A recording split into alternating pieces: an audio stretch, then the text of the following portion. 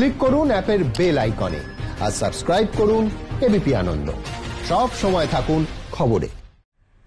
কলকাতায় গিয়ে ঠাকুর দেখা এবার বন্ধ রাখতে হবে, যেখানে ভিড় সেখানে ঢুকবেন না। চণ্ডীতলায় এমনই বললেন শ্রীরামপুরের তৃণমূল সাংসদ কল্যাণ বন্দ্যোপাধ্যায়।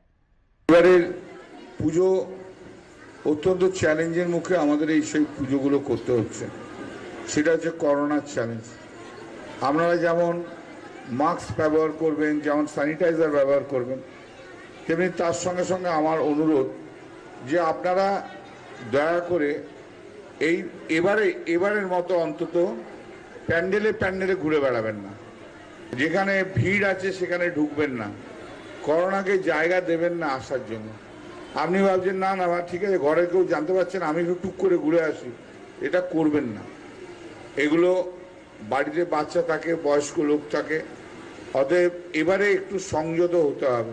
কলকাতা যাওয়ার একটা টেন্ডেন্সি থাকে প্যান্ডেলে ঘোরার, সেগুলো এবার করার দরকার নেই।